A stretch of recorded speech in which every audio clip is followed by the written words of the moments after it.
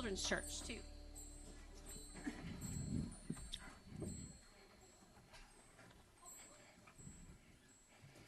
As those kiddos are making their way, I just want to we're singing that song and talking about what heaven will look like, and it just takes me always back to in Revelation 21 when it says, I saw a new heaven and a new earth, for the first heaven and the first earth passed away, and there's no longer any sea. I saw the holy city, New Jerusalem, coming down out of heaven from God, made ready as a bride adorned for her husband.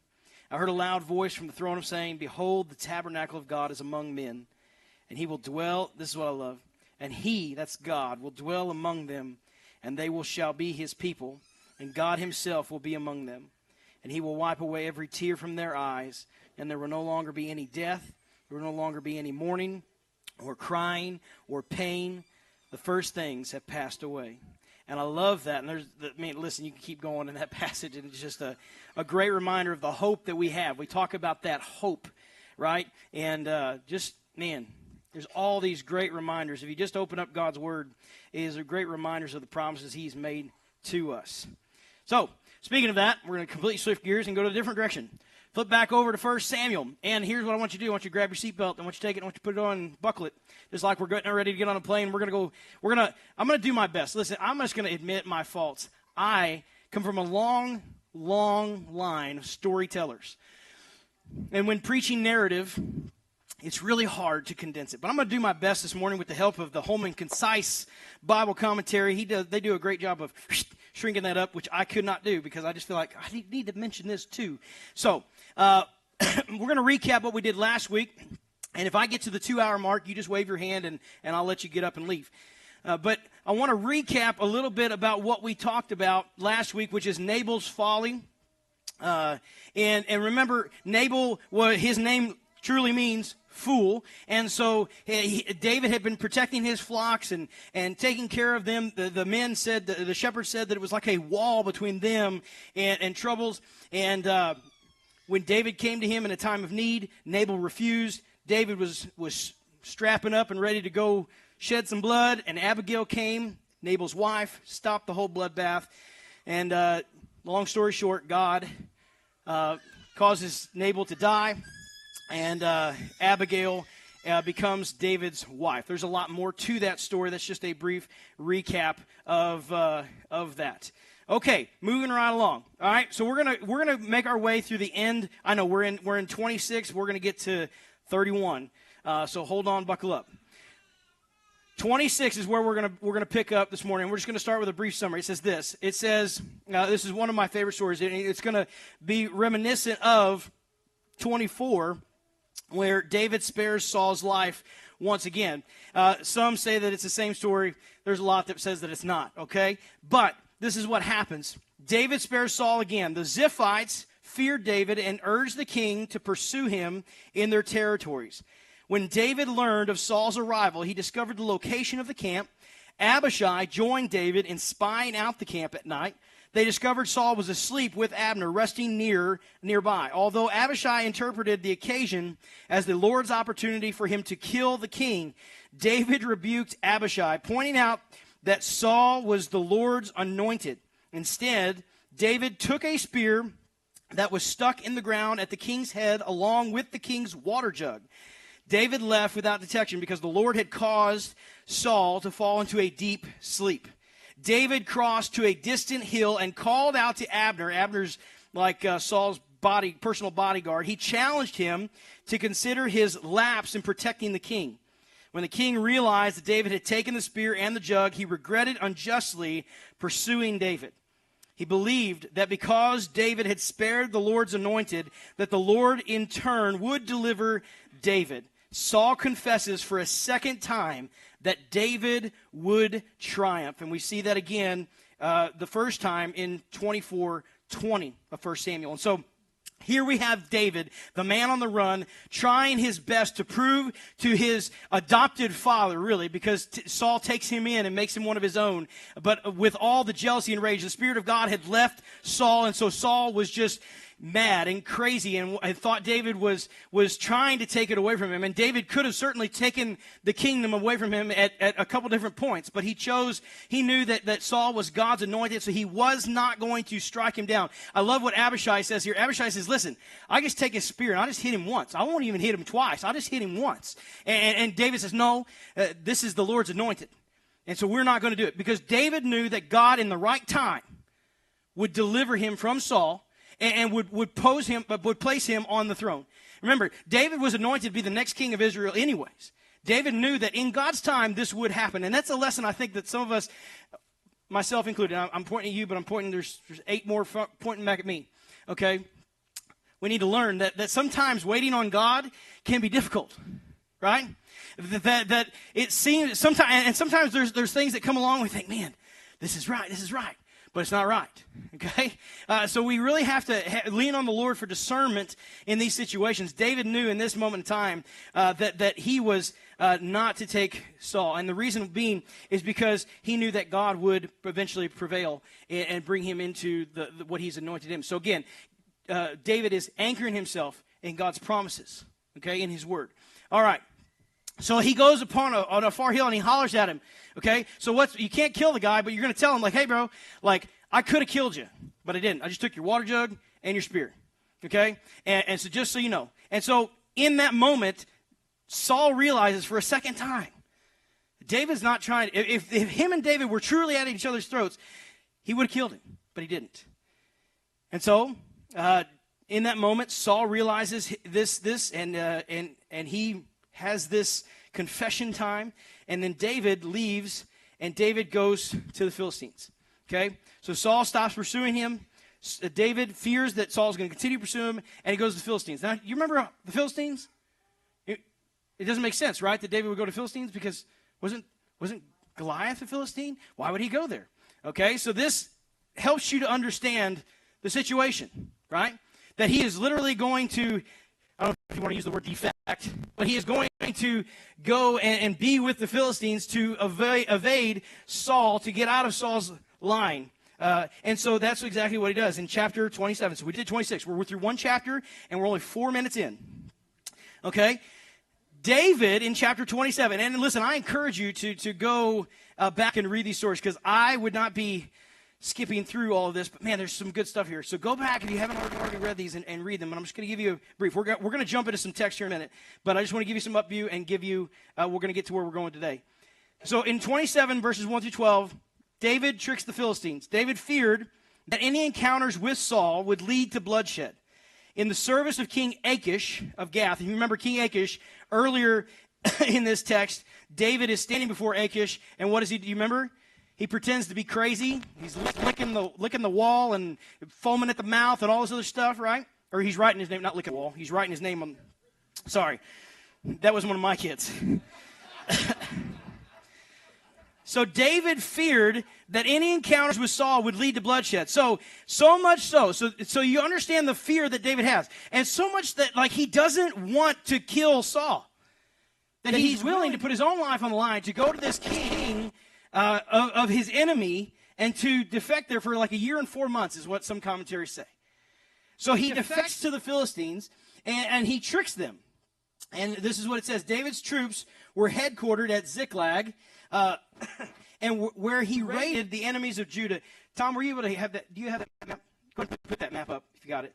And so David's troops were headquartered at Ziklag, where he raided the enemies of Judah. He duped the Philistine king into thinking that he was attacking the towns of Judah.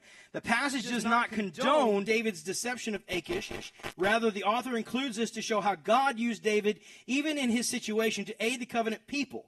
Also, it continued the theme of how David outwitted the foolish Philistines. Now, to understand what's going on here, and if you can see on this map, this is just going to show you, it's going to give you a reference point of the different people that we're going to be dealing with. Amalek right here, in a minute, we're going to talk about the Amalekites. Ziklag is where they're camped at. Jezreel, there's going to be some battles here, or armies coming together ready to fight. That's where Saul is going to lose in the valley of Jezreel. He's going to lose his life.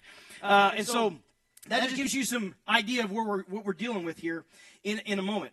But I want you to understand something. Like right now, David is in and amongst the people. And what I love this passage, and I wish we had a lot of time to do this. But David tells the king that he is going out and he's attacking Judah. But what he's doing is he's attacking the enemies of Judah, right? So he is protecting the covenant people of Israel, okay, from these enemies. And he is literally, ultimately destroying these people so that no word gets back to Achish, king of Gath, the Philistine, that's what he's doing. And this whole facade is David doing that, and this king of Gath, like he thinks like David is just the best thing in the world. Like he is willing, in the next chapter, he is going to take David with him to Jezreel to fight. And God's going to deliver David out of that so that he doesn't have to fight against his own people. But this is how much this guy believed David. And so, again, this passage isn't condoning David's deception of Achish. Rather, the author includes this to show how God used David in this situation to aid the covenant people. That's the people of Israel. And so also it continued the theme of how David outwitted the foolish Philistines. All right. You ready? Chapter 29. We're only 10 minutes in. Okay? Chapter 29. Now we're gonna get into this. This ain't gonna go as fast. Okay? Chapter 29, verses 1 through 11 says this. It says, and this is the actual text that we're going to read into today. It says, now the Philistines gathered with all their armies. Please look at the map. Okay? All the armies to Aphek, while the Israelites were camping by the spring, which is in Jezreel. And the lords of the Philistine, the little L, lords of the Philistines were proceeding on by hundreds and by thousands. And David and his men were proceeding on in the rear with Achish. Then the commanders of the Philistines said, what are these Hebrews doing here? And Achish said to the commanders of the Philistines, is this not David, the servant of Saul, the king of Israel, who has been with me these days, or rather these years, and I have found no fault in him the day he deserted to me to this day? But the commanders of the Philistines were angry with him, rightfully so. And the commanders of the Philistines said to him, make the man go back, that he may return to his place where you have assigned him, and do not let him go down to battle with us, or in the battle he may become an adversary to us. Now, why would they think that? You remember his first wife?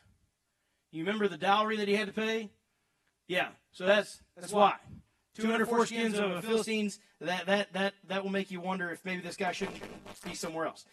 Verse 6 says, then Achish called David and said to him, as the Lord lives, big L, as the Lord lives, you have been upright, and you're going out and you're coming in with me in the army are pleasing in my sight. For I have not found evil in you from the day of your coming to me to this day. Nevertheless, you are not pleasing in the sight of the Lord's, little L.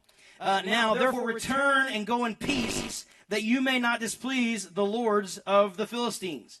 David said to Achish, but what have I done? And what have you found in your servant from the day when I came before you to this day, that I may not go and fight against the enemies of the little L, the king, Lord, the king? Verse 9 says, but Achish replied to David, I know that you are pleasing in my sight, like an angel of God. Nevertheless, the commanders of the Philistines have said, he must go up with us. He must not go up with us to the battle. Now then, arise early in the morning with the servants of the Lord, of your Lord, who have come with you, and as soon as you have risen early in the morning and have light, depart. So David arose early, and he and his men to depart in the morning to return to the land of the Philistines, and the Philistines went up to Jezreel. So, as you look here, you can see where they're at. You see that they're gathering at Aphek. They're heading to Jezreel to meet Saul and his armies, and they're now heading from Aphek back to Ziklag, which is where they're going. If you can see it on my program, my little map gives you all the different colors of the tracks. But understanding that we're leaving Aphek and we're coming back to Ziklag, and we're going to jump, okay?